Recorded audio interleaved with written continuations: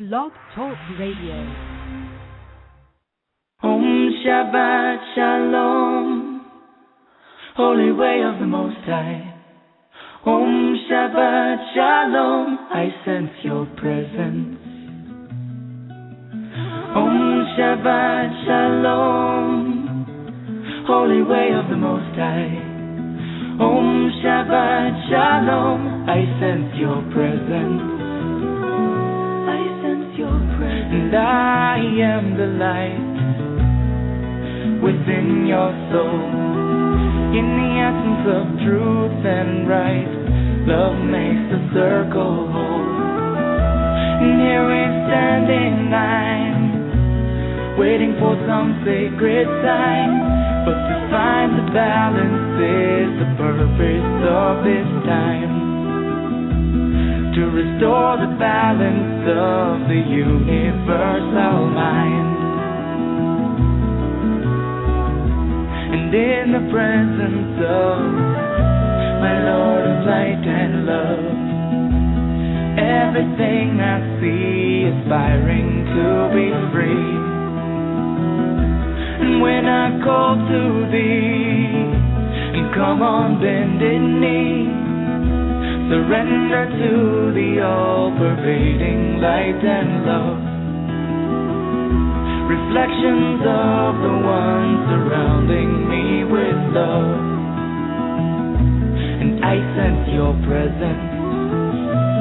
I sense your presence. I sense your presence. I sense your presence. Within and without, above and below, yeah. East, west, north, and south, I sense your presence. Without and within, below and above, yeah. East, west, north, and south, I sense your presence. I sense your presence.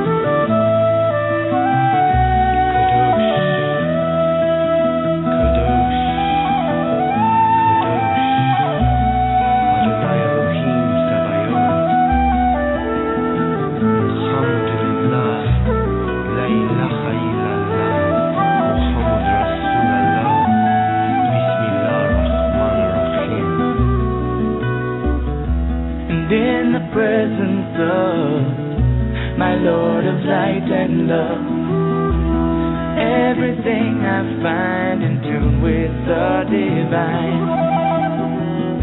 And here we stand in line, waiting for some sacred sign. But to find the balance is the purpose of this time. To restore the balance of the universal mind. And I am the light within your soul. In the essence of truth and right, love makes the circle whole. And when I call to thee, and come on bended knee, surrender to the all-pervading light and love. Reflections of the one surrounding me with love. For to find the balance is the purpose of this time. To restore the balance of the universal mind. And I sense your presence. I sense your presence. I sense your presence. I sense your presence. Om Shabbat Shalom, Holy Way of the Most High. Om Shabbat Shalom, I sense your presence. Om Shabbat Shalom, Holy Way of the Most High. Om Shabbat Shalom, I sense your presence.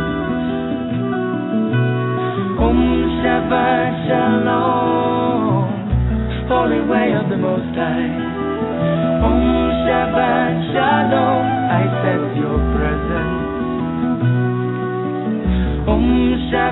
Shabbat Shalom, holy angel of the Most High. Om Shabbat Shalom, I sense your presence. I sense your presence. Thank you for joining me on Activating Compassion in the Midnight Hour. My name is Jessie Ann Nichols George, and I am your hostess. The music you were listening to at the beginning of the show there is I Sense Your Presence. It's by Shemshai. And I just want to say welcome, whether you're joining us for the first time here or whether you're returning and you've listened to the show before. Here at Activating Compassion in the Midnight Hour, I look at the different ways that compassion exists in our lives, how to remove our blocks, resistances, frustrations, and more. Some weeks I'm discussing different aspects of how compassion's in our life, how it affects our life, and the different areas of compassion. Some weeks I do some exercises or practical implementations on the shows. Many times I've got guests that are on the show so that you can learn about their work and other things that complement and work with compassion. And I will be highlighting different musical artists along the way. Just recently, a few weeks back, we had Stephen Halpern on the show. Great show. If you didn't get a chance to listen to it, I highly encourage you to go back and listen to that in the archives. And you can find the archives on my website, which is Jessie Ann Nichols George 1, that's the number 1.com. And all of the shows are archived there for you. And in addition to that, I just want to remind you that we're always kind of sharing here on this show, and I'm always open to kind of hearing things that are going on. I pay attention to our chat in case somebody in the chat has a question, and do my best to follow that as well. So it's all about sharing experiences, sharing knowledge, and helping us all emerge into a better existence. I focus also in my own work on helping people find and use compassion in their everyday lives. I've created the Genesis Clearing Statement, which some of you have experienced on previous shows, also available in the archives if you've missed that. And I've authored 2 books titled Activating Compassion and Activating Compassion, the Workbook. In addition, I've created the Compassion Tour, which is a multi-state nationwide tour, including workshops, retreats, seminars, book signings, and fundraising events. And I'm also working on events for this year. I've got some events in place for later this month in May in the Los Angeles, Orange County area, as well as in southern Utah. I've got events coming up the first half of June. You might want to check those out. You can follow all of the events to register for at jessieannnicholsgeorge.eventbrite.com. And that's a great area. You can follow everything that's registered for, and I encourage checking that out. And the events in Utah, there's a very limited space. I'm only accepting 4 people into those events. So if you want a space, you need to get registered for that ASAP. And there's also an option there called gifting the tour. So those people that maybe you're unable to attend one of the events, but you'd still like to support the work I'm doing, that option allows you to gift money in any amount that you choose. So that's a great option. And I've also soon will be having my next set of books coming out, so you'll really want to listen and watch for those as well. And I'll make sure that you know when those are ready for purchase for you. Now, just a reminder that if you enjoy the show here tonight, make certain that you tell your friends, your family, significant others, Facebook connections, wherever you want to share it with. And it's a great idea because if it's helping you, it's going to help some other people. And I'm always amazed people that have connected with me, for example, through Facebook, and then I'm finding out there's such different people now, and they're totally into doing these things and having shows like this that really help them move their life to the next place or the next step for them. So they can always go to the same link you came into to listen to it in the archives, and they can, again, also go to 2 other places, my Activating Compassion Facebook page at facebook.com/activatingcompassion/notes. All the archive shows are there, as well as my website, Jessie Ann Nichols George 1, that's the number 1.com.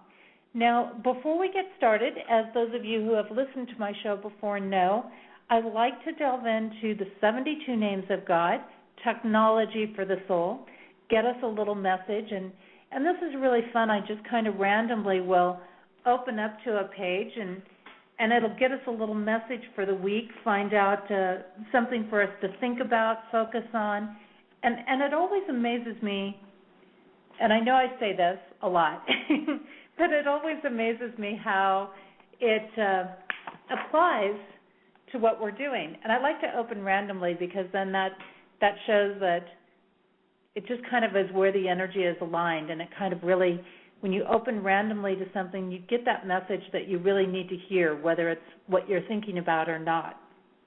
And Yehuda's just absolutely wonderful in his work. And this message also will be posted on my website, by the way, for those that want to go back and read it and review it again later during the week. You can do that.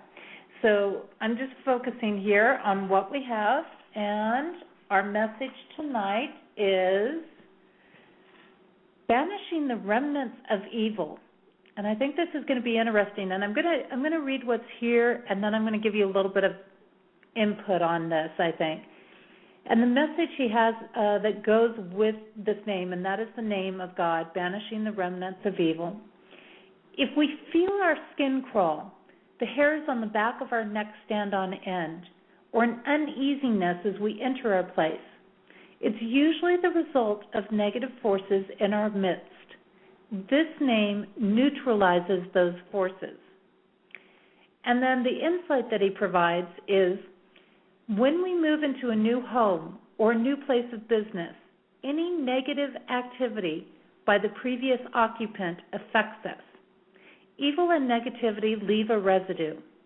These leftover dark impressions dramatically impact our lives when we're in their presence. We can even feel them at a table in a restaurant if the previous customers were extremely unpleasant people. When everything is going wrong at home or at work, evil residue is frequently the concealed culprit. Life is chaotic and frantic enough as it is. No one really needs additional fiendish powers, derailing their day-to-day endeavors. This name purifies places and spaces where evil, wickedness, and spiritual darkness linger. And the meditation that he provides with us is, all negative forces are expelled from any places in which you dwell. The light of this name deactivates negative energy and cleanses your environment. Now, what I find very interesting about this is because so many times we notice those negative feelings in a space or those things that make us feel uneasy. But like this message is bringing up, sometimes those things are very concealed.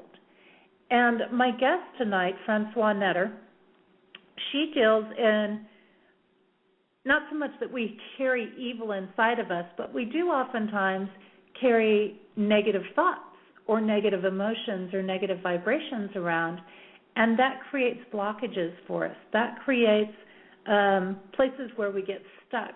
That creates hidden things that we don't realize are blocking our path or creating stumbling blocks or challenges for us. And her work is really focused in a very unique way on helping to release those blocks, helping to get in and find out where they exist. And it's very important to realize that no matter how much negativity is around, when we connect with that light, then, and we let that light shine all the way through, that negativity is going to disappear. It's going to dissipate, and we're going to feel that peace again. Now, the way that this name is pronounced, the banishing the remnants of evil, is pronounced Lamed Aleph Vav. So again, that is Lamed Aleph Vav. So if you're feeling any negative energy, be it within or without, you can simply repeat that name, and it's going to dispel it. So that is our message from Yehuda tonight.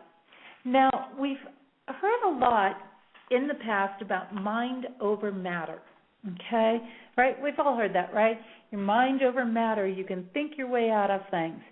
Psychosomatic illnesses, you've heard that phrase. The power of the mind to change the body, okay?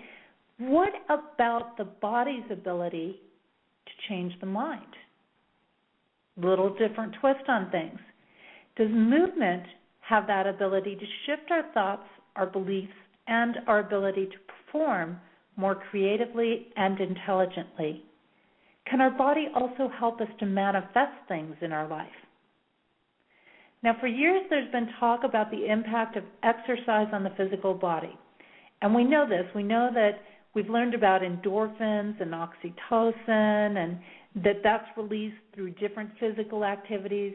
We've also learned along the way that, and in previous shows here, that these do have an effect on brain waves, our physical movement, and as a result, that can shift our thoughts and emotions.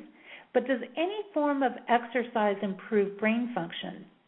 Does it stimulate creativity, and does it bring out the inner manifestation ability? Some might say yes. However, Francoise Netter has brought it more specifically to movement through dance.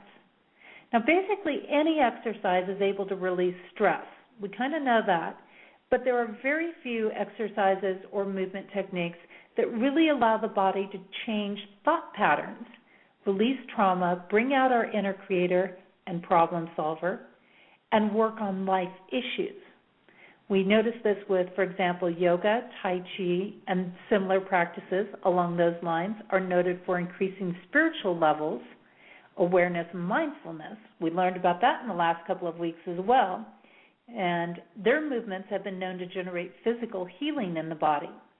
Now, however, dance in particular and movements within dance seem to generate a lot more. So dance as a creative form of movement is all about emotional and mental expression without words. And it's our way to speak, release, and regenerate all in one. The combination of physical movement with expression allows us to show and let out fully, express what is within us outwardly without the confines of words and phrases. Now, I've been a dancer throughout my younger years and all the way even through my college years. I've taken ballet, jazz, modern dance classes, and I can attest that for me anyways, dance was not just an escape or a physical release and letting go of stress as it was with exercise, other types of exercise. But it was truly a way for me to tune into my emotions and release them and move on with life. It was truly a unique in its ability to tap into the whole body, the whole self, the body, the mind, emotion, and spirit all at once. And that's a very interesting concept to think about. Our guest tonight focuses on a component of compassion that is related to the aspect in my books known as the hidden enemy. It is where we learn about the judgments that we carry around. It is about the judgments we have felt in life, as well as the judgments that we have about ourselves and how others see us. These judgments can block us from living in freedom, peace, and happiness. I'm going to take a short break, and when we return, I will have Francoise Netter with us. She's going to be sharing her work on how dance movement affects our thoughts and feelings. The song I have for you during our break is called Waves. It's by Claire Hedin. You might have remembered Claire was on at the end of last year on my show. If you missed that show, great show to go back and catch in the archives. And if you'd like to find out more about her work or connect with more of her music, you can do so on her website at www.clairehedin.com. That's CLAREHEDIN.com. We'll be back in just a few minutes with our guest, Francoise Netter.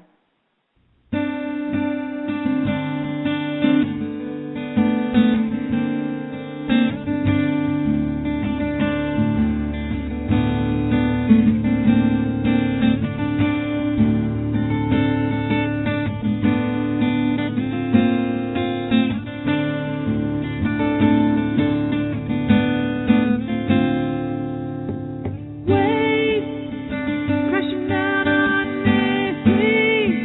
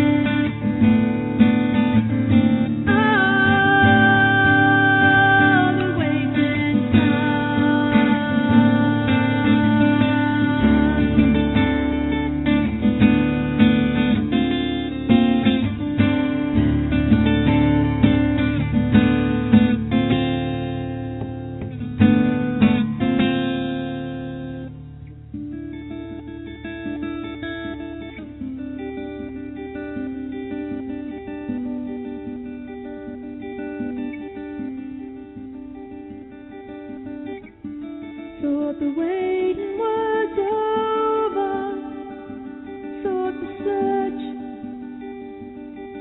was done, thought that I had found in you, that special one. Well, seems I was mistaken, and it seems that I have yet to find someone with a heart in their soul and a soul in their mind.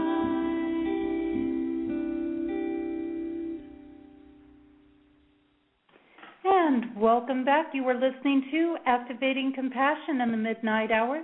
My name is Jessie Ann Nichols George, and I am your hostess this evening. You were listening to the song Waves by Claire Hedin.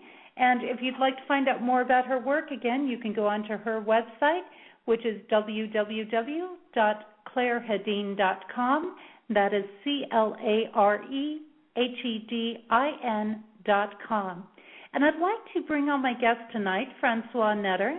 She's an author, educator, conference presenter, performer, and yoga and movement for the mind certification trainer throughout the United States, Mexico, and Europe.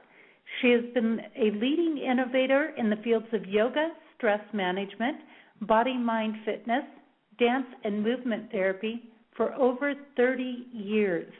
Francoise has taught at numerous universities, as well as teachers, therapists, and medical professionals. Her passion is to motivate others and to use education as a resource for creativity, inspiration, and transformation. Her work has been featured on TV, radio, magazines, CDs, and newspapers, including the New York Times, San Francisco Chronicle, San Jose Mercury News, and Health Club magazine. Her book, Movement for the Mind, Dance That Awakens Inspiration, Wisdom, and Healing, integrates creativity physically, mentally, and spiritually. We look at how her work tonight will allow people to contact their own inner state of creative awareness, choice, and purpose. And if you'd like to look up her work, find out more about her work, you can certainly do so on her website. And her website is www.bodyminddynamics.org. So that's BODYMINDDYNAMICS.org. Okay, and that will give you a place to go and to check out more of her work. And Francoise, I just want to welcome you here tonight and say it's wonderful to have you here on Activating Compassion in the Midnight. Hello. I appreciate you giving us your time tonight. Well, thank you for having me. It's a pleasure to meet you in this way. I love your introduction. I was thinking, well, maybe she just do the whole interview herself. She's great. I really loved your perspective. Thank you. And it's so exciting for me because I do this integrated development work, and so I have this huge variety where I can connect with all these different people from different fields, and I have this background in dance as well, so it's very exciting to have you on the show tonight because it's an area that I don't think a lot of people get introduced to, and it's a movement form that a lot of people don't tend to think about. But we're going to get into your work in a minute, and what I'd like to do is to start with having you share some about yourself and what brought you into dance and movement and doing the work that you're doing, which you've got a huge background in. Well, thank you.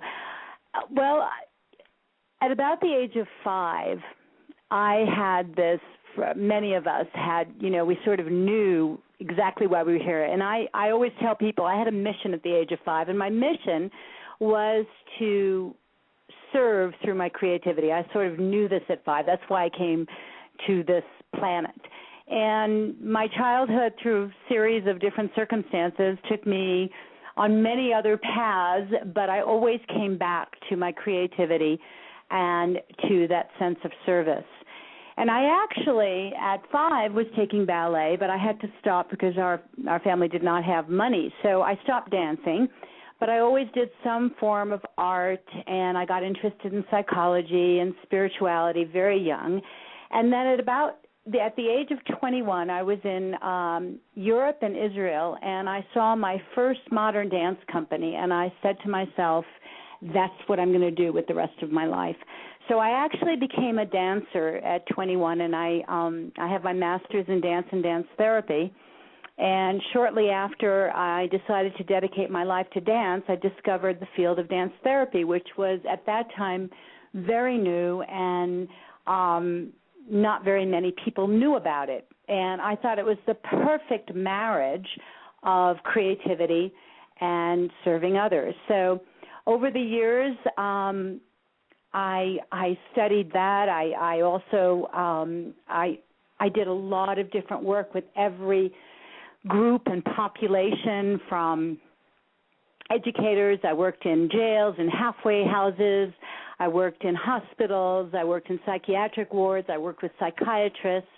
I also became an art therapist as well as a dance therapist, and I also performed in dance. And through the years, I began to develop what I now call movement for the mind. And I've been working on this and pioneering this work for, as I said, over 30, 35 years. And I also, at the same time, developed my interest in yoga and meditation and spirituality. And so through years and years and years of working with different populations, different people, I began to just integrate this work. And you brought up a key term, integration. So part of my mission at this point is to facilitate not only people's individuality and their ability to express themselves, but also the ability to integrate their joy, their shadow, their purpose in life.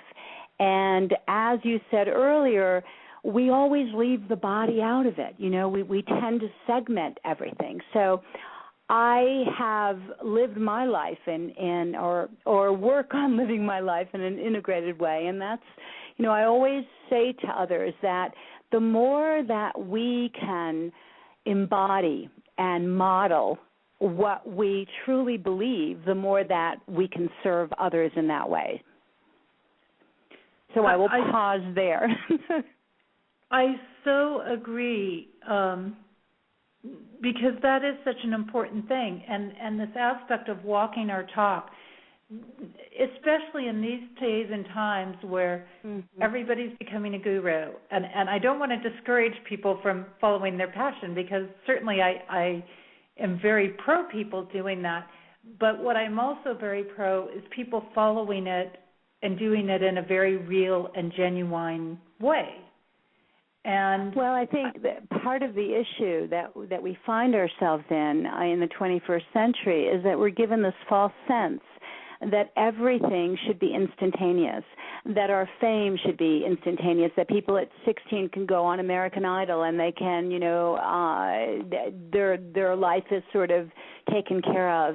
And I think we have forgotten in a sense that the reason we live anywhere from, if we're going to live a full life, anywhere from 70 to 90 years old, is that everything is a process.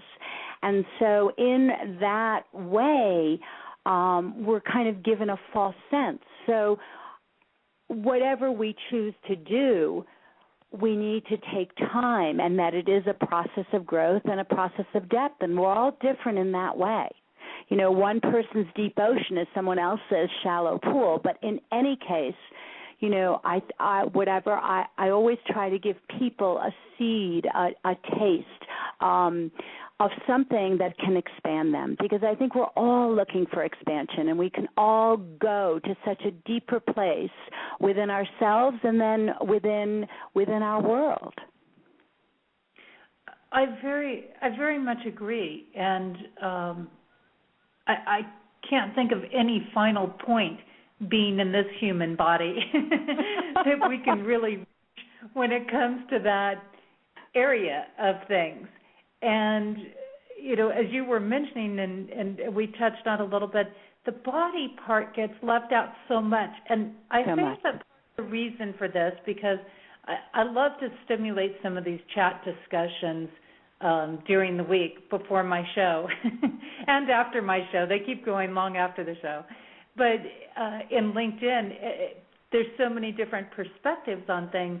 And one of the things I learned is one of the big perspectives out there is that people are so used to the body being strictly reactionary or responsive to our thought patterns, our emotions, and everything else, because they place it like at the bottom of the scale.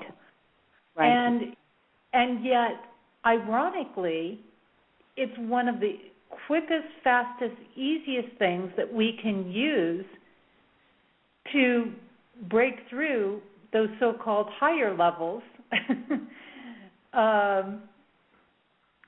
by simply doing some movement, by simply doing some breathing, by simply using these techniques. I mean, you talk about what could be quicker than taking 10 minutes to do some movement. Well, and it's not just again, and this is one of the things I think that makes this work unique, is that we have so many different technologies, methodologies that segment. When if we're going to exercise the body, we go to a gym or we take a run, or maybe we just put on music and we dance. But very few people do that because we're not given really permission to do that. And then if we're going to work on, our goals, we write or we take courses. And if we're going to, take care of ourselves, we go to church or we meditate. And we do all these things in isolated ways. And what makes movement for the mind unique is that it is actually a process of integrating these different facets. So not only are you getting the benefits of movement and of breathing and of dancing in a way that is anyone can do. You don't have to study, you don't have to learn ballroom dancing or hip hop or modern dance or any of that. The technique itself is made up of time, space, energy, motion, and rhythm, and everything is guided. And yet, what makes it different and unique is that it also incorporates an intention, a theme. And that theme could be, in the book itself, it's 4 different applications. Movement as stress management, movement as creativity, movement as physical healing, movement as emotional healing. And we don't look at our lives in a way that's integrated. And I think that's one of the great travesties, because we're not just parts walking around. We're not just brains, We are one whole system. And what I've seen in my research and work with thousands of people is that just what you had said earlier, we tend to hold things. We hold our memories in our body. The yogis call that in the spinal cord the Akashic records. But also, even if we're not aware of it, we hold our traumas, our fears, our joys. All of this is contained within us. And if we don't access it, then we're sort of just somatizing it without, in an unconscious way. And there's so much wisdom if we just use that knowledge and access it.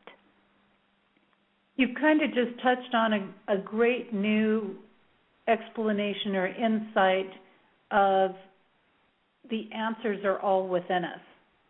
Mm-hmm. Because the Akashic records, as you say, in the spinal cord, and until we get in and start doing some of this movement and doing some of these things that are related to each other, looking at the body-mind connection, for example, it's like 2 sides of a coin. They're part of the same coin, and they work together. You don't have one side without the other side. you've got both sides, and they're each their own unique design and their own unique piece, but they're together. They're one thing. And I was going to get to those 4 keys, so I'm glad that you brought those up. And I wanted to mention this was something that is in your book. And again, the name of the book being Movement for the Mind, Dance That Awakens Healing, Inspiration, and Wisdom. And you mentioned in there the 4 keys to managing stress being integration, breath, expression, and fear. I believe it was. Fear? No, fear was not in there. Sorry, separation. no, we're looking at how can we let go of fear. Yes, and that was some of the notes that I have is that with that expression, you get into actually dealing with some of the release of different emotions and addressing some of those, and how I think a lot of times, and I'll let you go and expand and roam with this for a while here, but I know that some of the notes I had made from reading your book is that anger and sadness and grief and fear are not in themselves necessarily negative. And this is a big cultural thing because we've been trained in culture and society and families and groups, whatever the groups are, that these are negative things to have in our life. And in essence, they're not. They can be very useful tools. You know, what I have found in working with, as I said, so many different people, a lot of my work was with sexual assault, incest survivors. I've worked in post-traumatic stress disorder hospitals and in units, especially in the Veterans Hospital. I was given a grant to work with women who had been assaulted in the middle in Desert Storm, and what they found in the hospital, what psychiatrists and doctors found is none of the traditional methodologies were working with any of these people who had survived the trauma of war. And what they found is that many of the women that were assaulted in the Middle East were also incest survivors. So what we tend to do in the society is we do this two-edged sort of dance, and one is that we avoid our pains, our sorrows, our traumas, and the other side of it is we're afraid of indulging it, and either extreme does not work. And so what this work allows is when people have hidden their trauma, and for many people, trauma gets so extreme that the last thing you want to do is ever look at that again. And the process is to feel the feelings, and in that process of safety and finding safety within the body and feeling the feelings and giving them nonverbal expression, then you have the ability to release them and to reintegrate a new belief system. And so this work can be used in a very, very therapeutic way, but the goal is always to move in the direction of our truth, and our truth is that we're joyous and we're light-filled. But what happens is, and we all know this, whatever, what is that word, whatever we resist persists. So it's not about avoiding, it's about allowing yourself to embrace what is so that you can transform it into who you really are. And so many of us know that when we avoid things, that it's like a room that we there's dirt in the room and we just keep putting it under the rug. I remember my mother used to say that you've got to clean things, or otherwise you're just going to get a rug full of stuff underneath it, and it's just going to pile up there.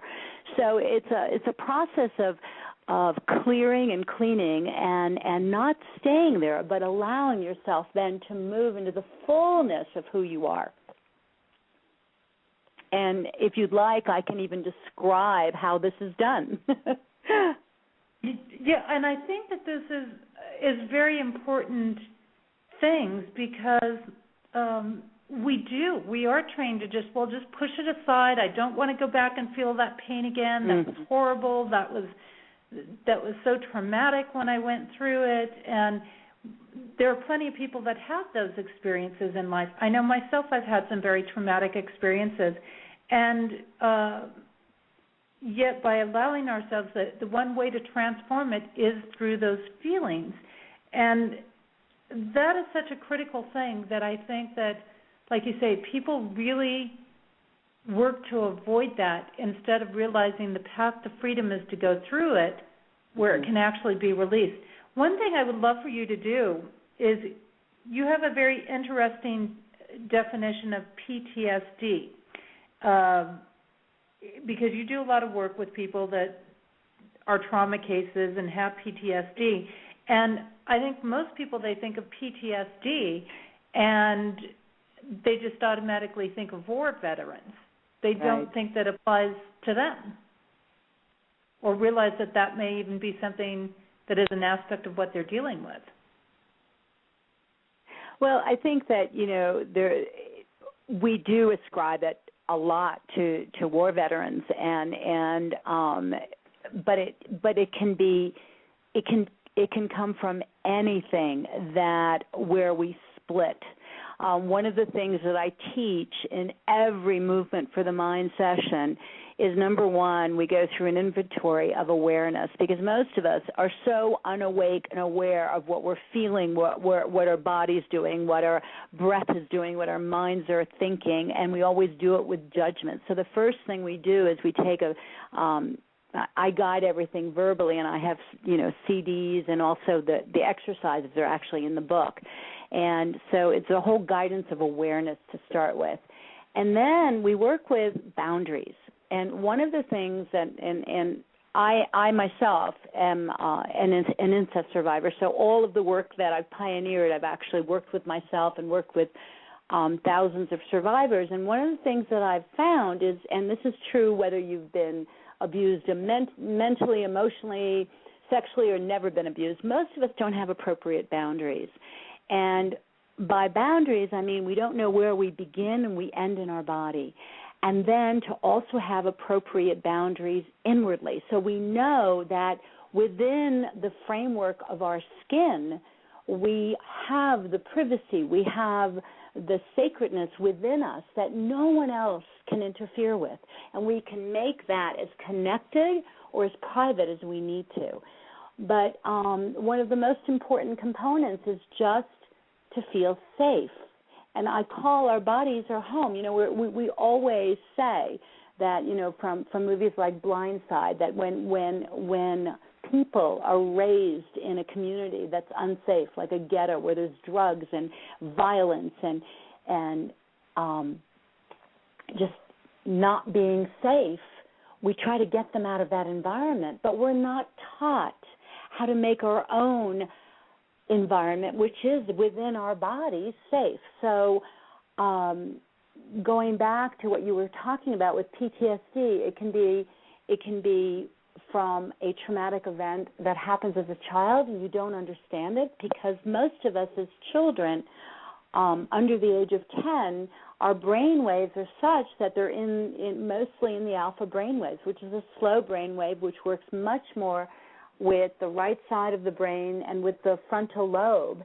And then as we, move into differentiation in our brains, we move into the beta brain wave, which is what we spend most of our time in our logic and in our adult life.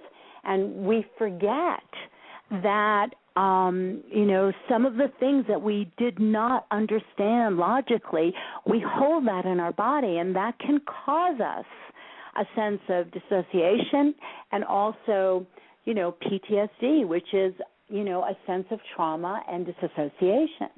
So it can be something very dramatic, or it can be, what we would call minor. But in either case, we're still holding it. We still have it in our bodies, in our minds, until we clear it. Yes, and that is something, again, that I think that people just aren't always thinking about, that until we really make that clearing on it.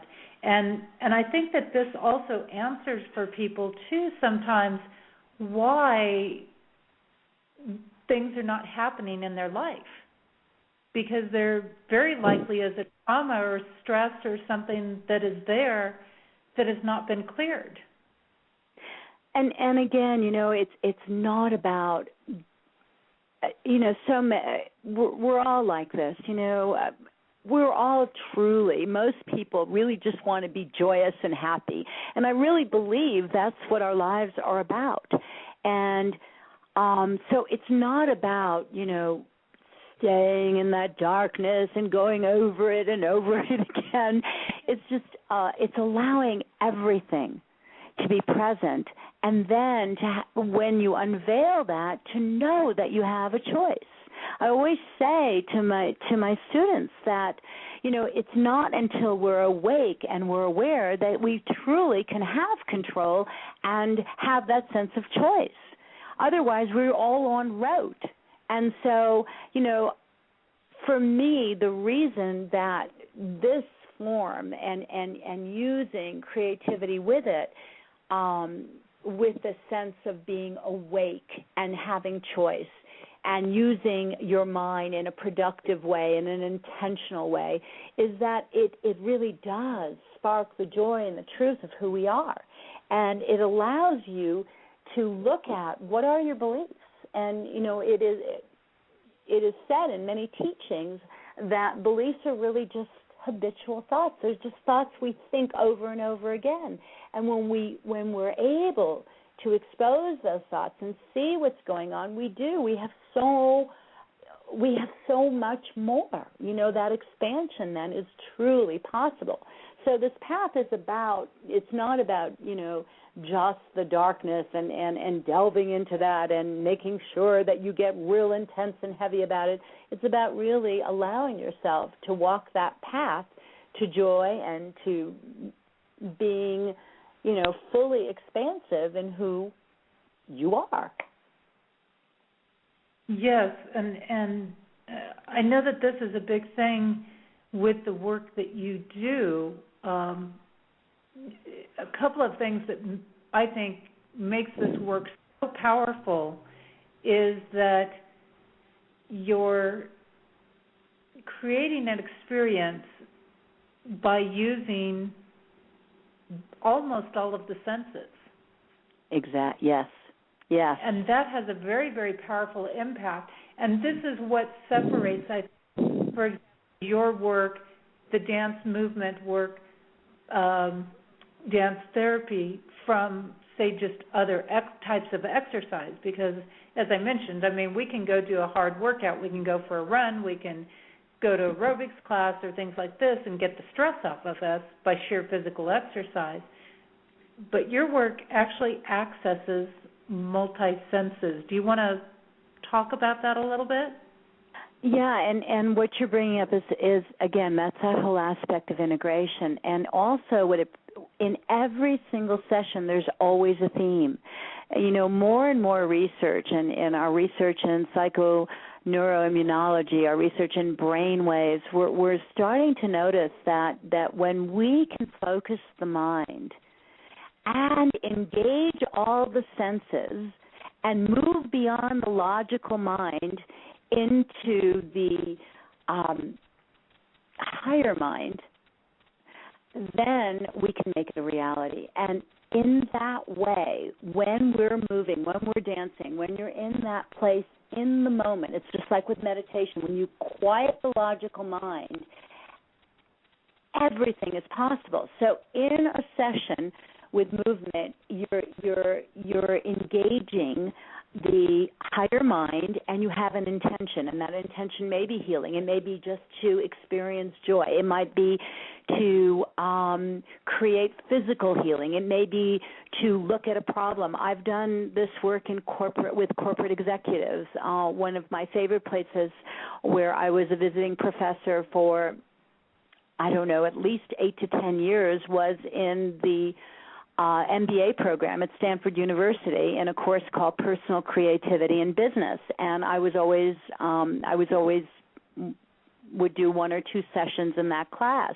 And so I think maybe in the 80s we were doing it, and at that time in the MBA program at Stanford there were mostly men, and I'd walk in and they'd all kind of look at me like, oh great, now what? We're going to really have to dance? Oh gosh, I'm leaving, I'll get an F in the course, I don't care. And I've had business executives the same response. And yet through 1 or 2 sessions with teaching them the basic movement, the one I have in Chapter 2, teaching them the tools to do that, and then working with an intention. And when we would do it in business, and either in corporations or in the MBA program, we often used goals such as problem solving or looking at things new. And so I would take an intention, and after we learned how to move our bodies and to use our bodies as a vehicle of expression, then we would bring in the theme. And people would have the most extraordinary breakthroughs. And I would hear from people afterwards saying, months, if not years later, that they were able to actually ground this and use this in their life. Because when we can move it in our bodies, when we can feel it physically, it's ours. It's not just this fleeting thought. It's not just, an idea. It actually is grounded. And I think we forget this. We forget that we're right here. We're right here on planet Earth. We've forgotten it in our ecological systems. Now we're knowing that we have to honor the Earth. We have to honor the balance of the systems. And it's the same thing within us. There's so much wisdom within us. There's so much creativity. And we have these amazing bodies, but we're not using them in a creative way. We have forgotten how to do that. And in the first chapter, I talk about, our indigenous tribes all over the world.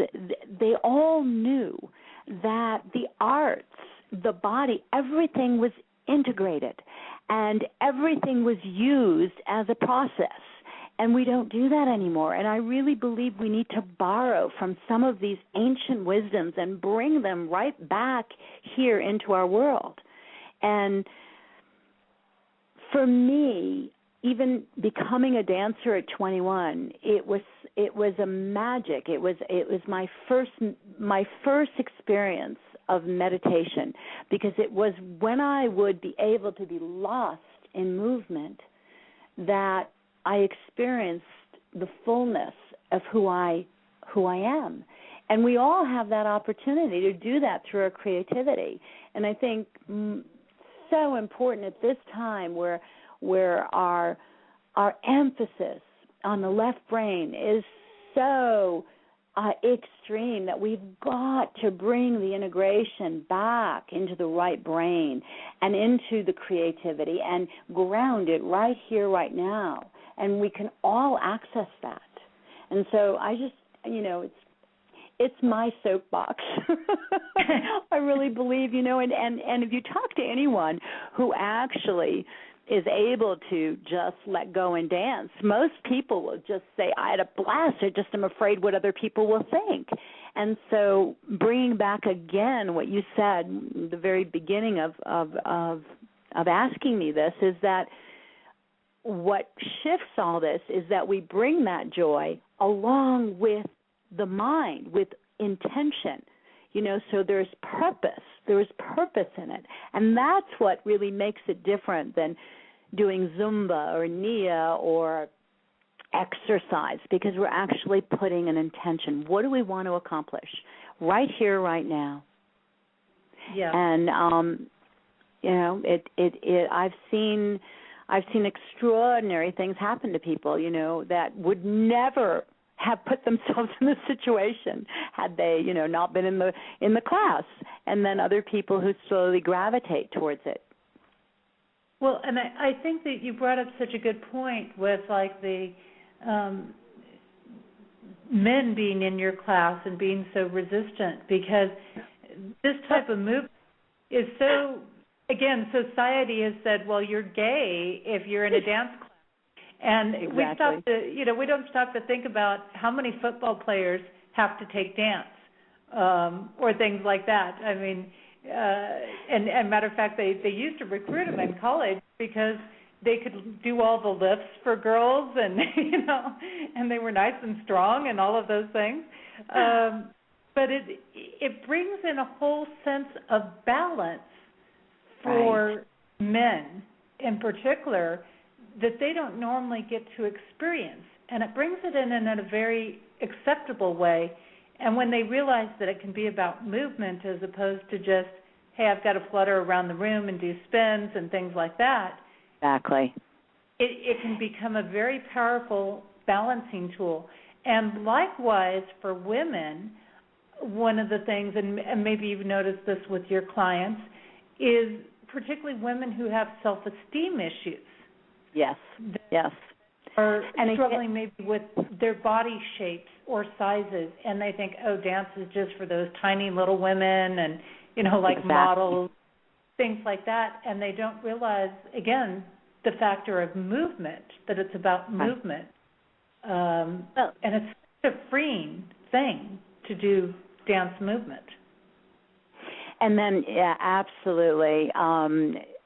My love and passion has always been, how do I collaborate? How can I collaborate with someone? And I remember when I was living in California, in the Bay Area, there was a woman her work was all about self-esteem.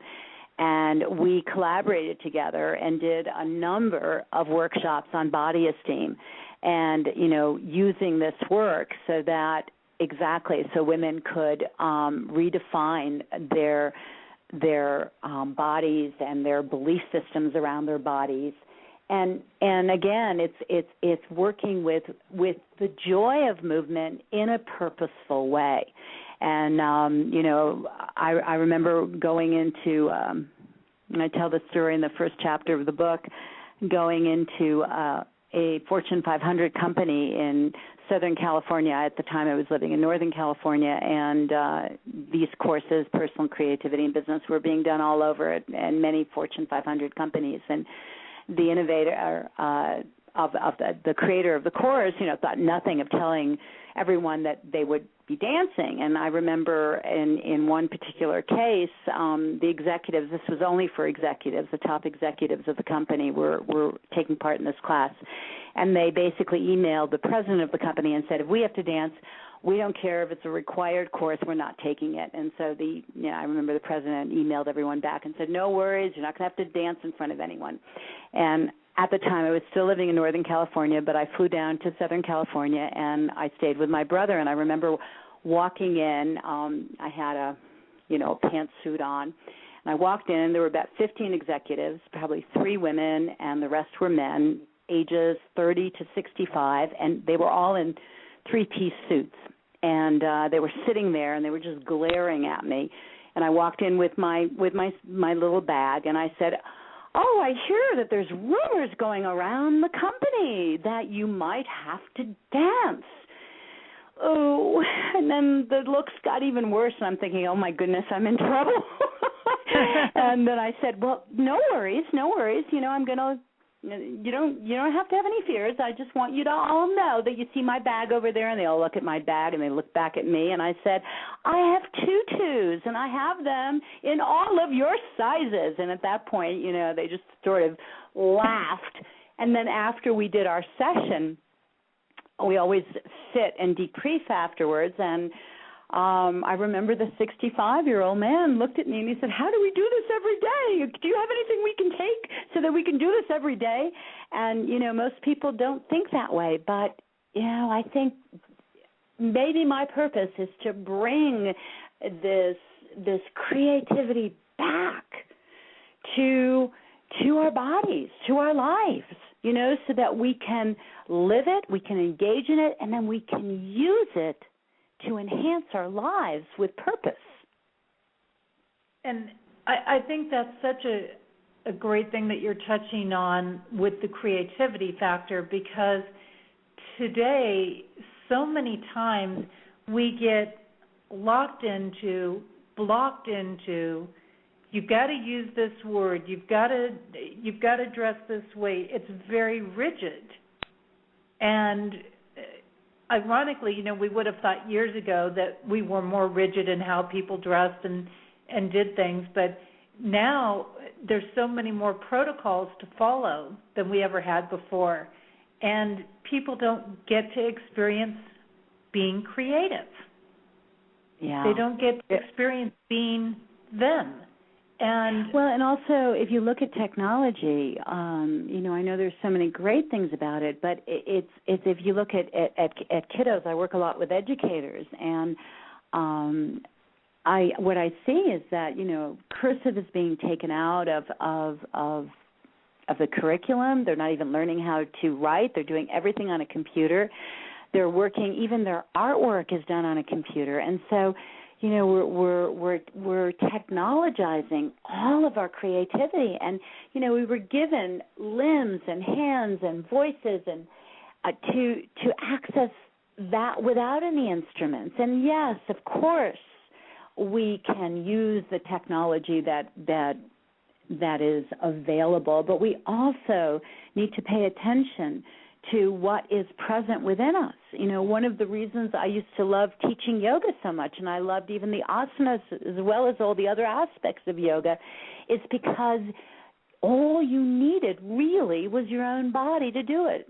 And I know that there's all these props, and, people say, oh, yes, Iyengar, we use all these props. But that's what I loved about dance, too, is you need nothing but your own instrument. And I think we become too reliant on things external to us. And not that we're not in an integrated universe and that we can't use all the tools, but we also need to pay attention to the simplicities that are just there. And our and creativity and our bodies are, I think, highly important, especially the more that there is emphasis on the left brain, on technology, and so we're losing that connection, and we really need it. The other thing I just want to bring in, because you were talking, I think earlier in the show about relationship and compassion, and it's if we get too plugged in, we lose that sense of our humanity and of our divinity and of our connection. And the more that we work with the simplicity of our body and our minds, and we connect them together, the more that we also connect to that primal sense of our truth. And I think this is important. We were actually talking on the show last week about simplicity and mindfulness and things. And this is one of the great things about dance is there is no fancy equipment to buy. you don't have to go out and get a new wardrobe. You can use whatever you've got in your closet. It doesn't matter what it is, what you're wearing. There's just no big investment. It's just you, anywhere, anytime, any place. And, some people might not feel comfortable, being out in the middle of wherever doing it, but they usually can find a place in their home or things like that. And that brings me to two other big points as well. This kind of ties back into where I was talking about the senses. When we dance, and you kick off your shoes, you're barefoot on the ground. So you have this grounded aspect. So you're sensing that way. You're sensing through touch. Your whole skin is getting senses of touch to it. You have the smell of what's in the room, what is around you, because a lot of times you're in dance, you might be closing your eyes, for example. So you're grabbing that. You're also getting the sixth sense of what is coming up for you during the dance, because I remember that from dance myself, that anytime I danced, thoughts would come in, things would open up, I'd get answers, there would be a connection made that would put that proverbial light bulb off in my head. Listening to the music and how that transcends. And we, again, with Stephen Halpern, we went through aspects of how the brain waves are affected through music and things. But you've got an aspect that I'd love you to tap into, which is your work delves into accessing or reaccessing the state of the child, and that's what helps do a lot of this opening. So I'd love for you to go into that and share with people how you go in and reaccess the child and use that to open up on that emotional and mental level. Well, you said it beautifully in terms of in Chapter 2, and there's an accompanying CD with that. It's all about learning how to move from a very primordial way. You know, I always say in my lectures that, you know, our very first communication, whether we were born in America or in China or in Africa, it doesn't matter, male, female, is movement. It's movement and sound. That's our very first communication. So I start a session for people, you know, we start on the floor, eyes are closed, it's all guided, and they learn how to feel every joint, every part of the body, first in isolated movement and then in locomotor movement, and then working with the principles, the choreographic principles of time, space, energy, motion, and rhythm. And so in essence, what we do is we recapture that sense of the child, because if you look at children, until they're about 5 years old, they're incredibly free in their body. I mean, they emote through their body. They're very free until they're taught otherwise, either to have shame or something occurs, or they're being silly. But most kids, you know, they want to learn about boundaries. They want to learn about freedom. So that whole sense of going back to the nonverbal allows each one of us to access that very pure place of the child. Now, after we move through, and all of this is done with the eyes closed, it's all guided. Once we learn the vocabulary of being able to use the body as a vehicle for communication, well, do we ever think of that? No.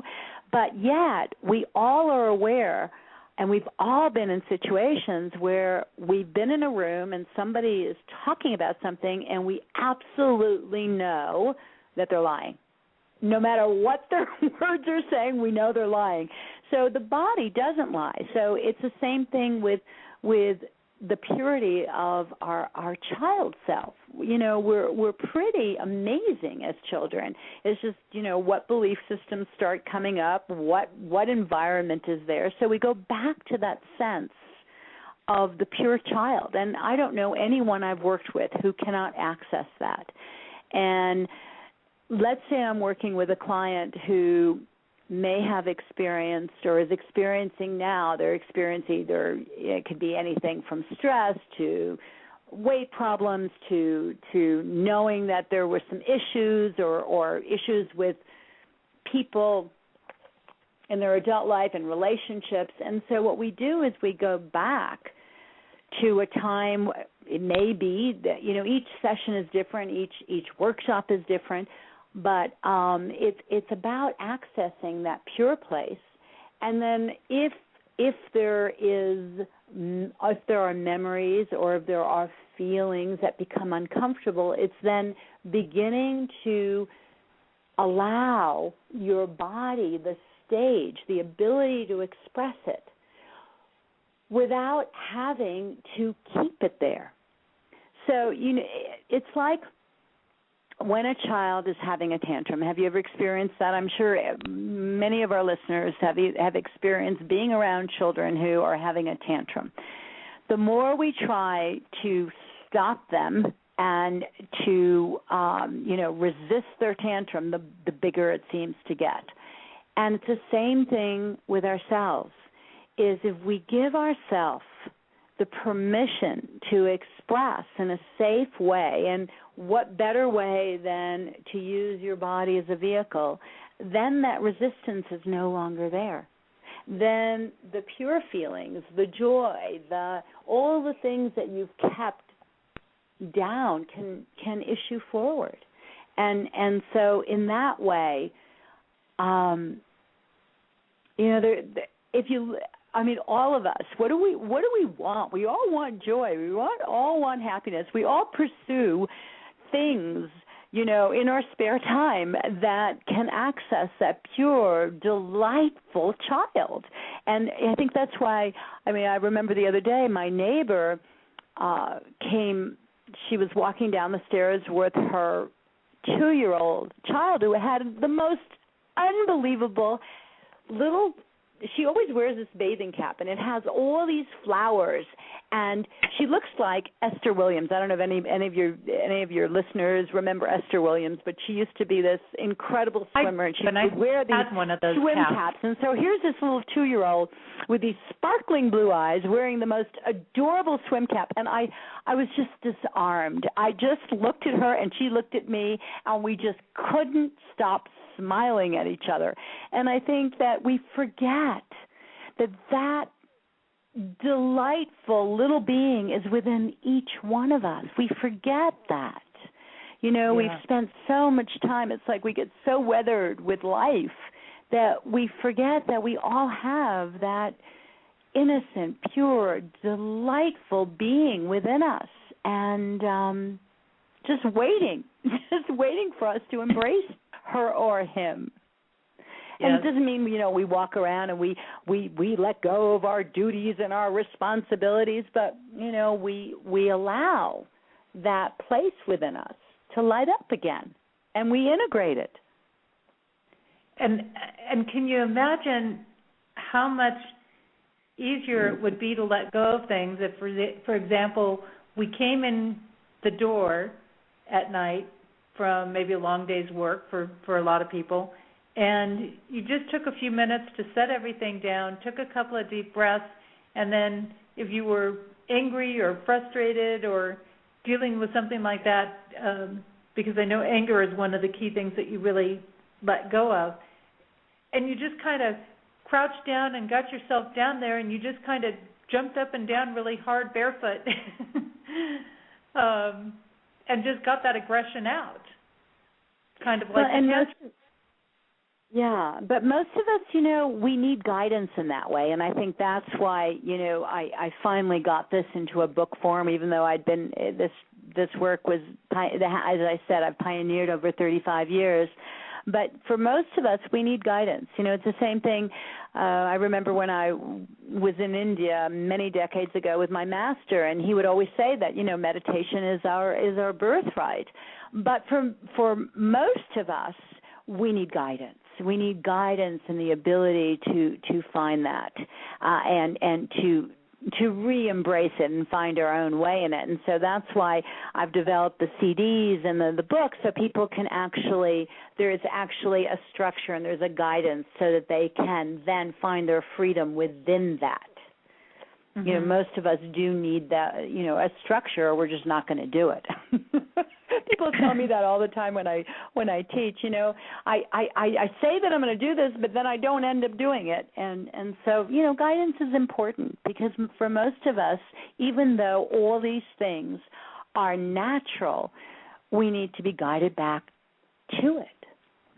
Well, and I find with CDs too, for example, particularly like with meditation and things like that, and when you have somebody that's taking you through it, like, for example, somebody may not be able to be where you are to go take a class personally, but the CD gives another option to make that connection.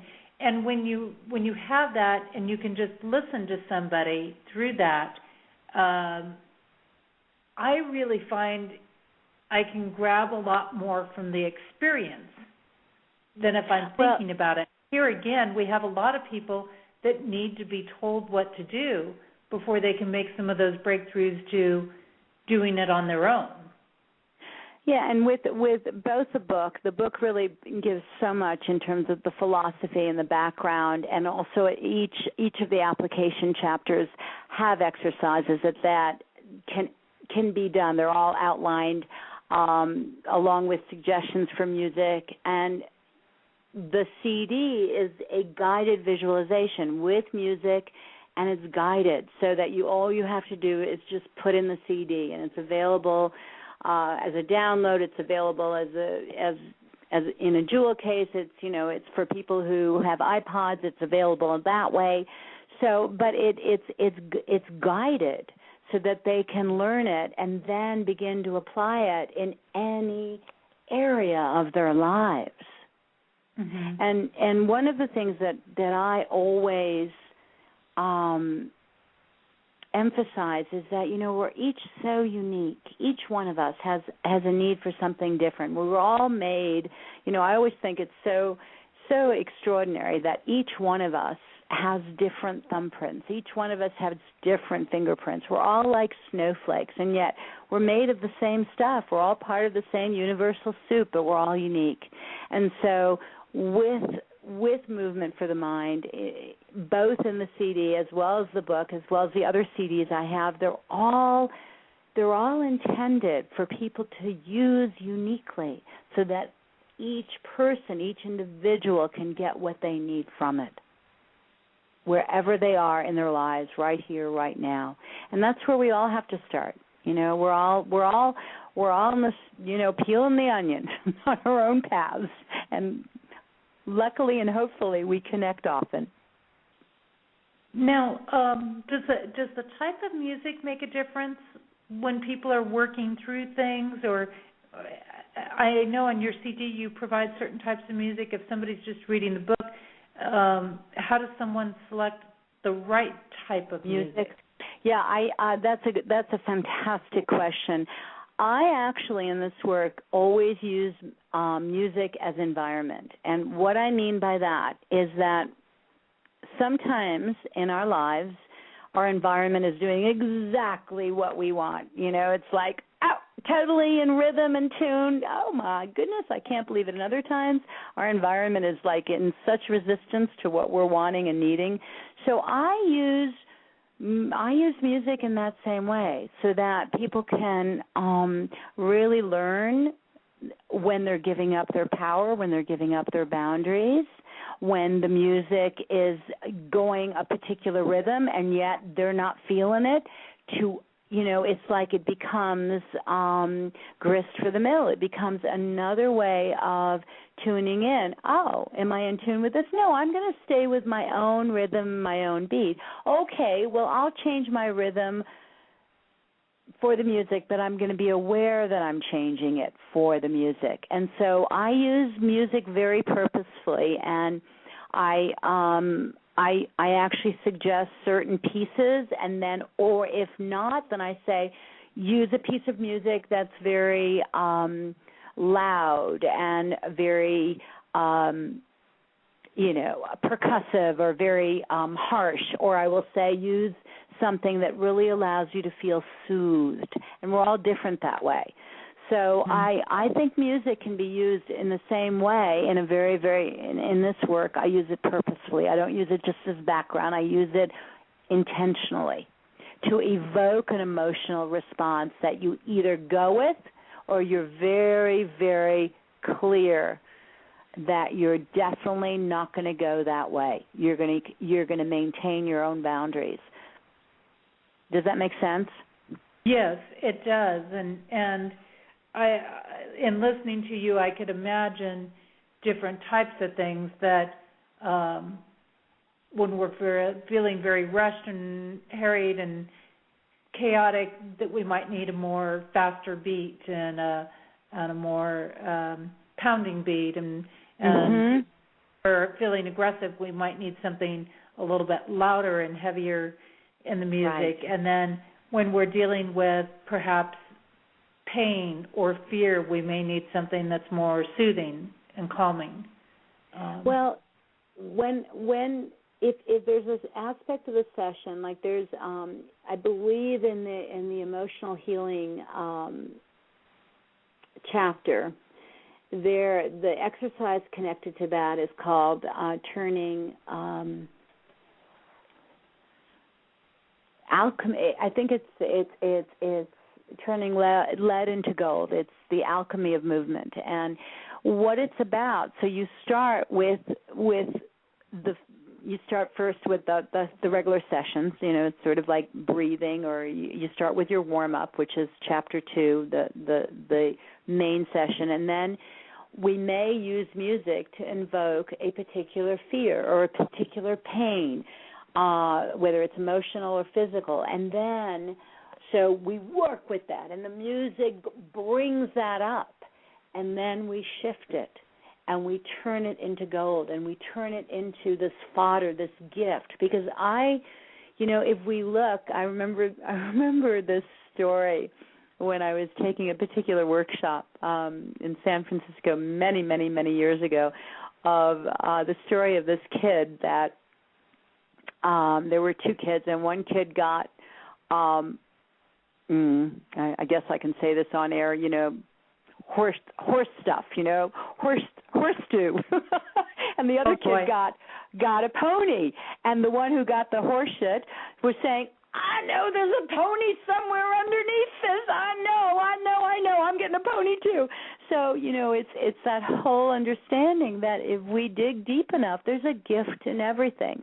So then when we're going into the transformation of turning that lead into gold, there's a shift in music, and then there's that melodic and that soothing music. But so that's why I say that in different sections and in different exercises, different music is introduced to actually create that emotional response that that you can feel. You have the permission to feel the negative, and then to transform it into the positive. So it becomes very real. Everything, like you said, all the senses work together in an integrated way where they're all moving in that congruent direction. And I think that's what I've noticed in myself. And I think, as we talked about earlier, we're always works in progress. And as I see how I develop myself, that for me now it's become very, very important to be congruent, to be a model of that congruency. And I think that's a lot of the basis of the work, is that of becoming congruent. So we don't have that thorn in our side that we've never looked at, but we're able to take the thorn out and go, hey, I don't need this pain. Thank you for being there, and now this is how I can use it as a gift. And when we become congruent, that's where we feel like we're in the flow. Mm-hmm. That's feel like everything's happening. It's kind of effortless. We're moving with everything. It's just really coming together is when we have that congruency. And that's what I think is so great about this work that you're doing, is because it helps us identify what is incongruent in our life and learning how to transform it into being congruent with the other areas of our life. And it's just like anything, whether we're talking about the ego or our child self or whatever it is, it's about integrating it, because they all have valuable roles, just like fear and stress have valuable roles. It's just Absolutely. when they hit those extremes and isolate themselves off and demand all the attention, right, that we run into the bigger challenges. And absolutely.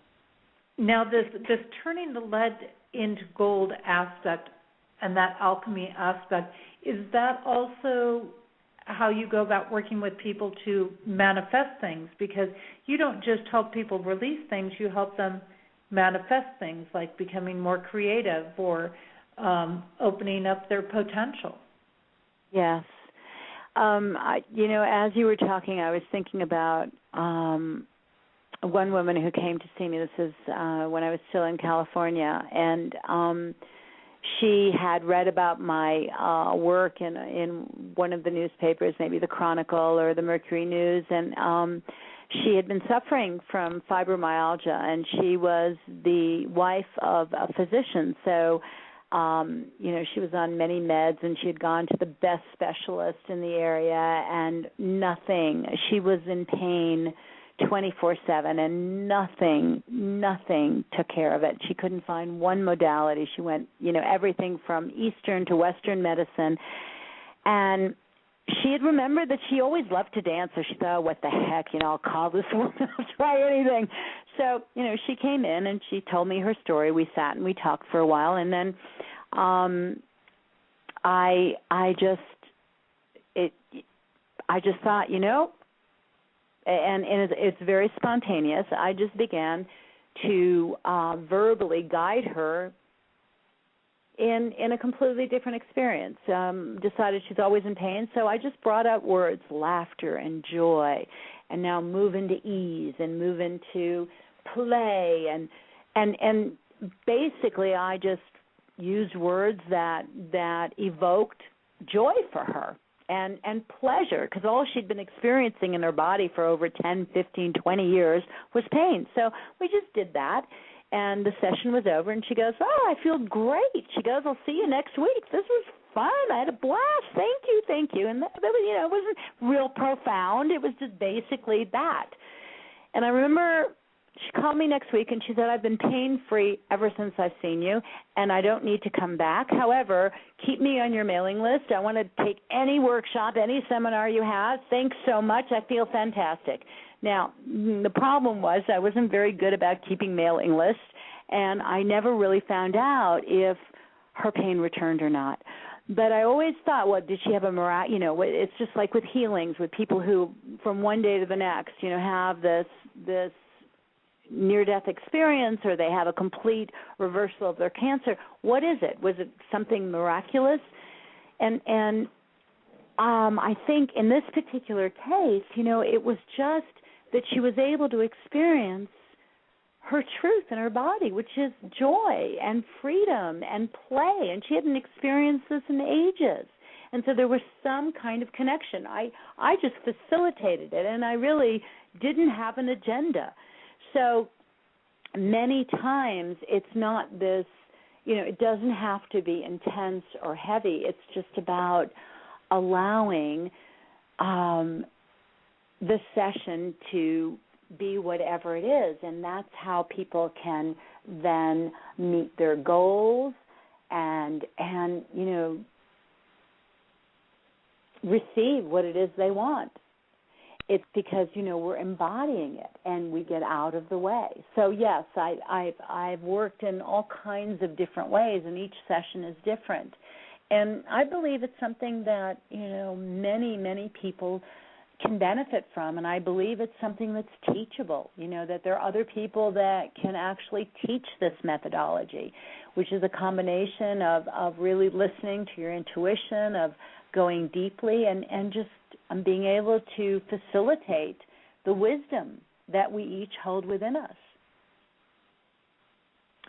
Yes, and I think that is really key, and again, it kind of comes back to that reprogramming aspect and teaching our bodies to feel something, because as we know, whatever we think we are, and as our thoughts continue down one path, like, oh, my life is horrible, this isn't working, blah, blah, blah, blah, blah, and we get wrapped into that, and a lot of times we'll go down that path specifically because we've forgotten what it's like to have fun. We've forgotten what it's like to play. We've forgotten what it's like to feel that joy. And so simply taking the time to express some movements that represent that can help bring back those memories and help push out some of the other negative emotions that are going on for us, or negative thoughts that are going on for us. And so again, it kind of comes back full circle to what I was mentioning at the beginning of the show, that when we're stuck, movement is actually a very simple, easy way to reconnect with these feelings. Because I think absolutely of movements and leaps and jumps and and ways of just swinging our body even that represent joy or happiness, and just thinking about how to express without saying words. And I think we could all come up with it without too much effort. Yeah, that and I have found that. I used to do when I pioneered some programs at JFK University and Antioch College, and working with people that were being trained as therapists, as marriage and family counselors, and I did many sessions for them, working with couples and doing the nonverbal again, and I have literally not found one person that I've worked with who was not able to access their creativity physically and was not able to use this work. It was just about introducing them to it, reintroducing them to this. And I always say this is our birthright. This is part of our being. We wouldn't have bodies if it weren't. and so it's really just retraining and giving people the kind of guidance so that they can do this. But it's like anything. We're having to relearn how to do it. And like you said, without much tension, without much strain, anyone can do this as long as they learn how to do that. And ironically, we try to think ourselves into creativity, and creativity has nothing to do really with thinking. It's about expressing. And when we express, then our greatest thoughts come, from that. We always talk about that. Once we're in alignment, then it's like I always say this. It's like those of us who are, we're straining to find a solution, and it's when we let it go, when we're either walking down the street or we're running or we're just watching a sunset. All of a sudden, the idea comes, the solution comes, and so it's the ability to use these kind of methodologies again, and I have to say, I'm just a facilitator for this work, and yes, even though I've worked with many disciplines in the arts and then integrated it in this work, I think it's so important because what it does is it brings that ability to integrate, and I think we need that in our society today, and there are not a whole lot of disciplines and methodologies that allow that. And I think once we use this, then we can use it as a model for many other techniques, for many other disciplines, for many other expressions. But yes, I guess I'm on the soapbox for this one. Well, and it is so true, and this is what I love, and this is why I bring people who are doing different things like yourself on the show, because these techniques, we all have different ways that we access these things. So the more different ways I can bring to people, the better that they can find ways to connect. And what we learn through these different things, through this movement, is going to overlap into all these other areas of our life. Because once you start seeing the creative juices, for example, guess what? You start becoming creative throughout other areas of your life. Your mind opens up. When you start feeling love and joy and happiness, that starts spreading into other areas of your life. So these are very important things that we're talking about. Now, I as I always say, and people hear me say this every week, I can't believe where the time has gone. Our show is winding down here. But I'm like going, oh my goodness. Yeah.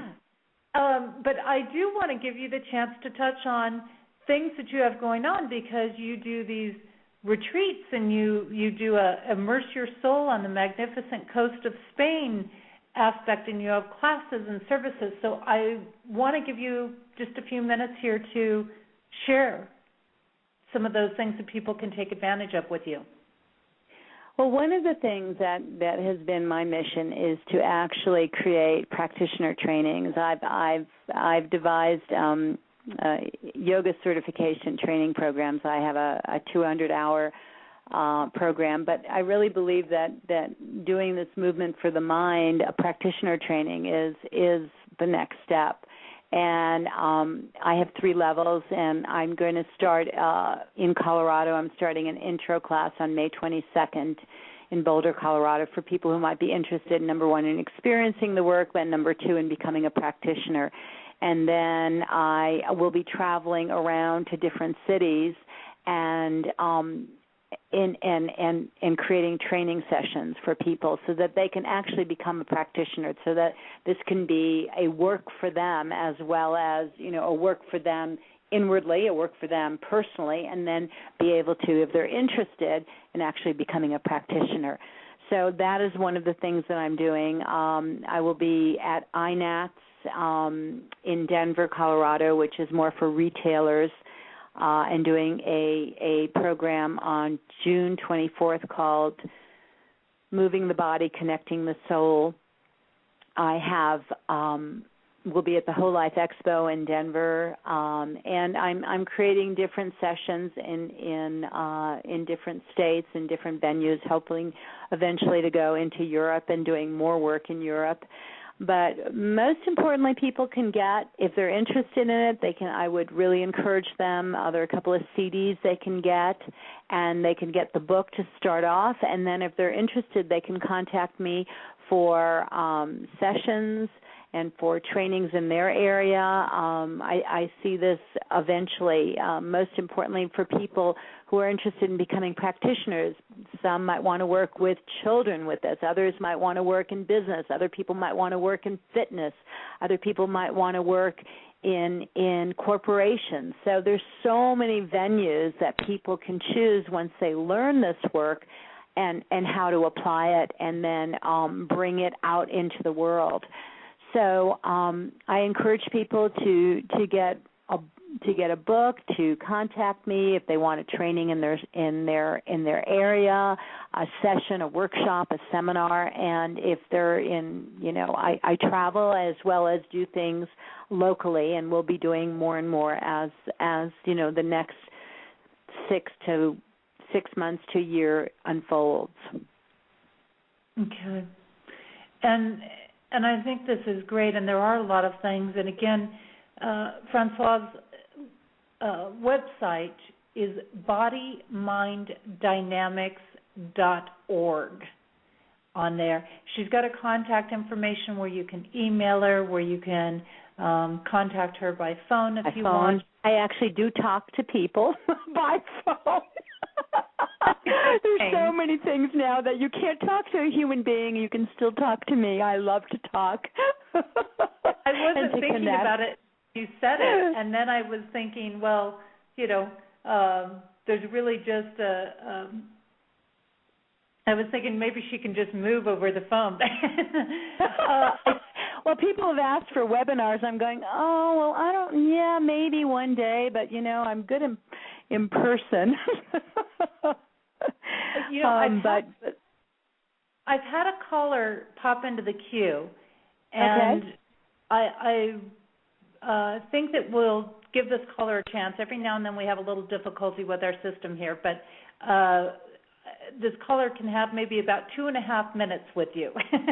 All right. So if they can make it quick, we'll do that. Get their mic opened up.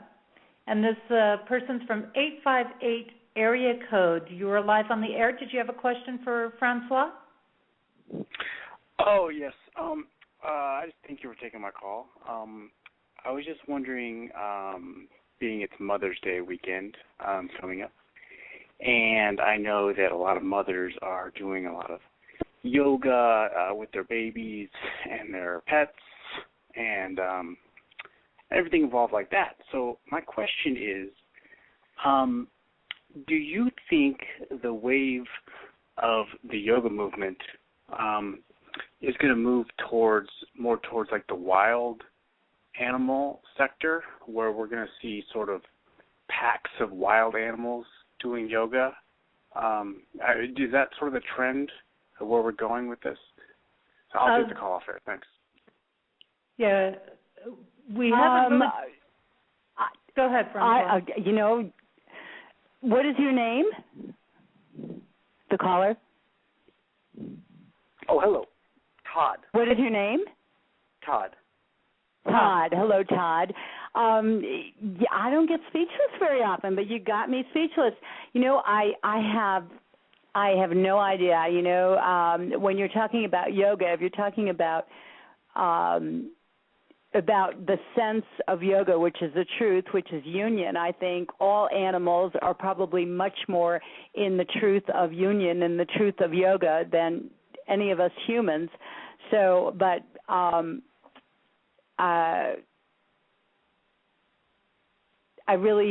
don't know how to answer that question because I really don't know how to answer that question other than I really believe that all animals are much more pure in terms of their alignment with Source than many of us humans.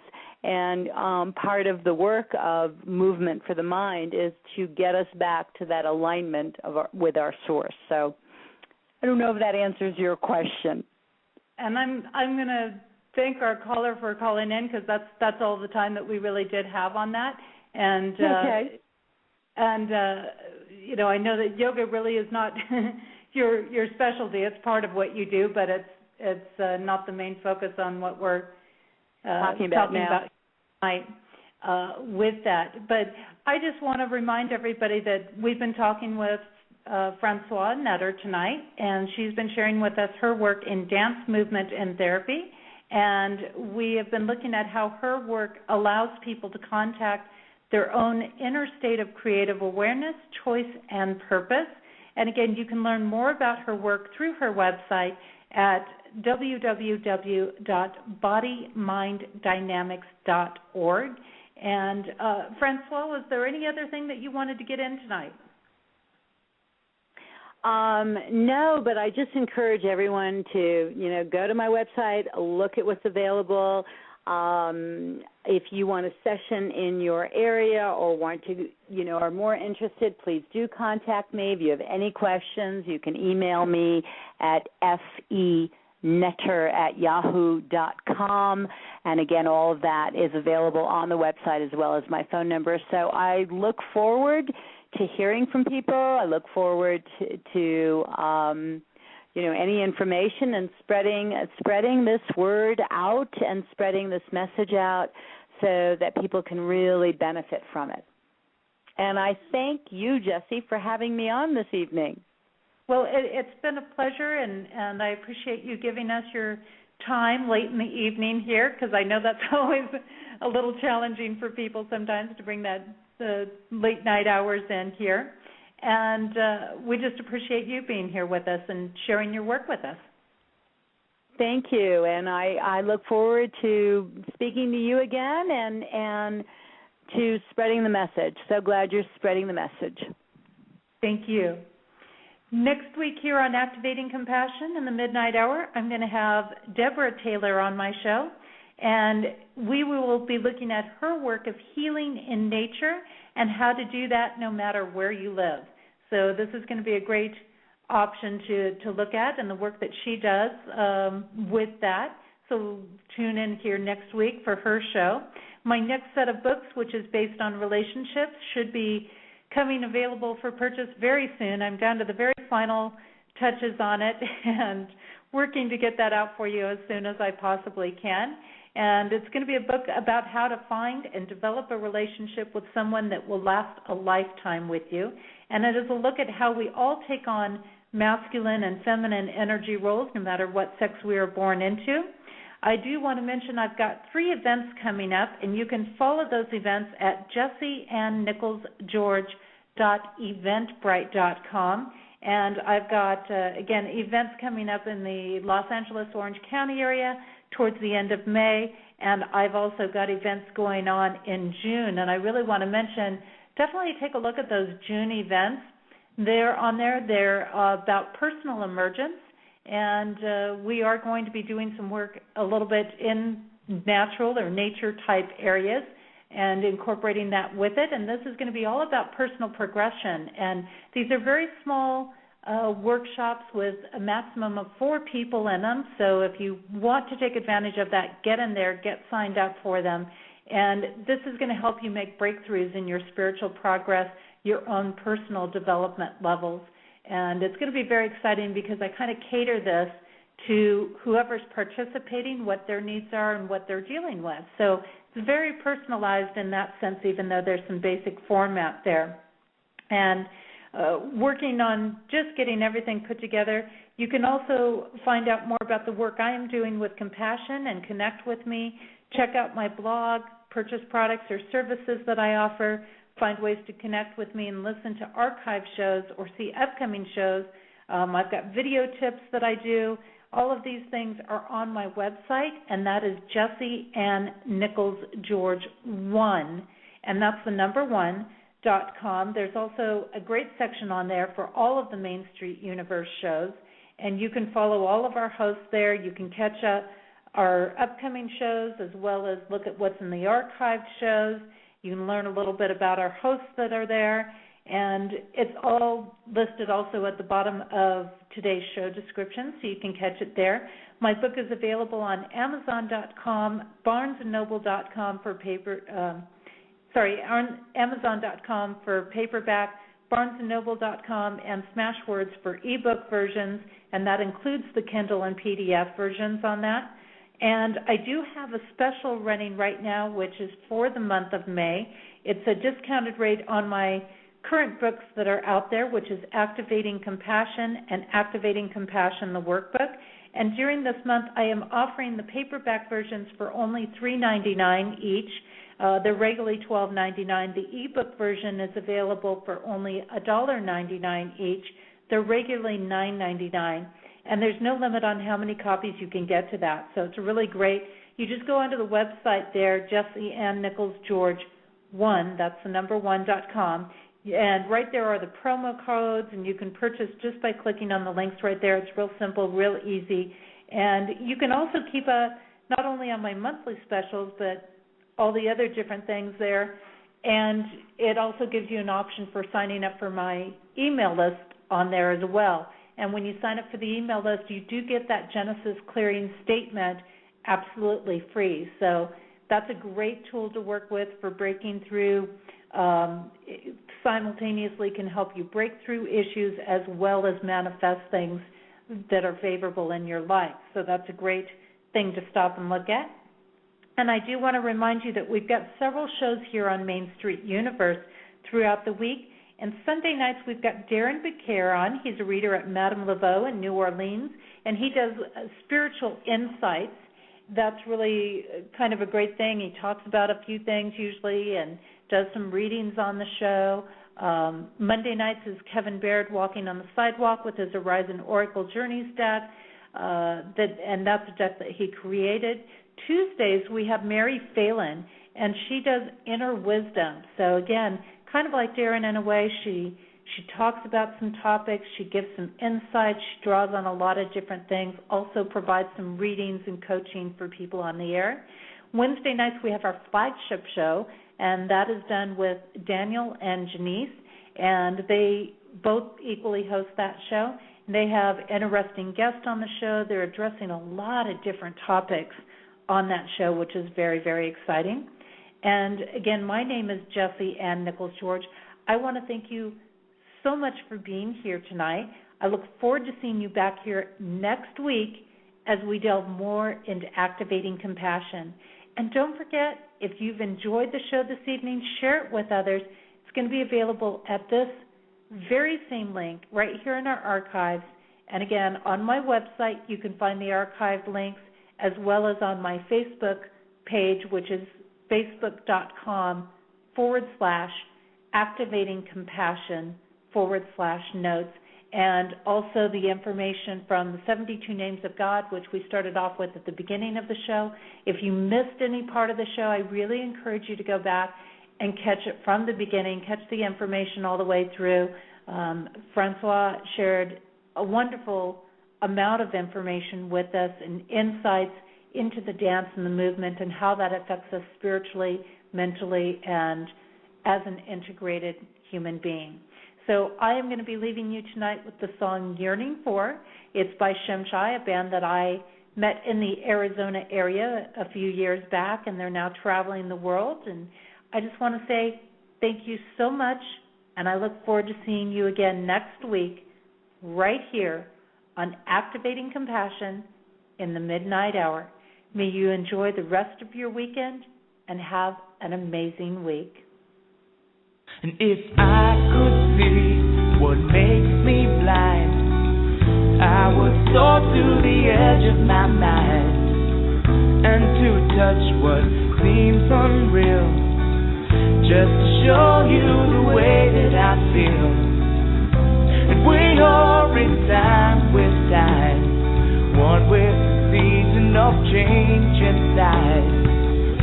And we are in tune with the tune, caught in a balance of sun and moon.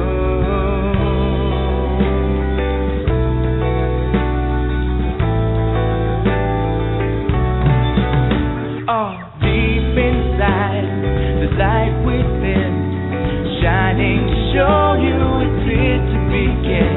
When all I have is all I need, I will soar to the edge of eternity. We see it eye to eye, one within love to be for the divine. And we're walking hand in hand, caught in the balance of God and man.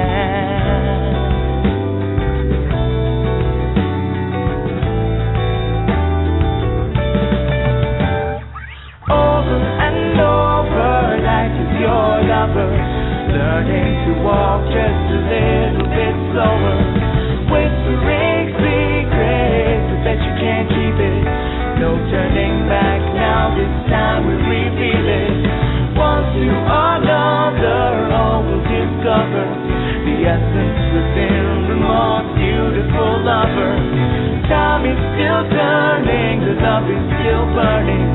Deep in your spirit, your heart is still yearning for.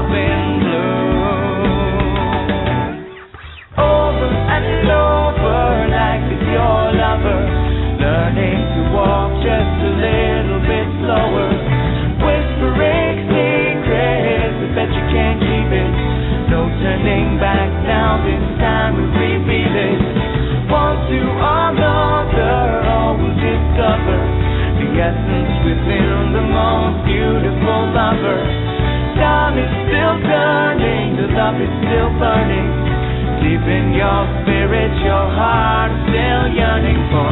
Over and over.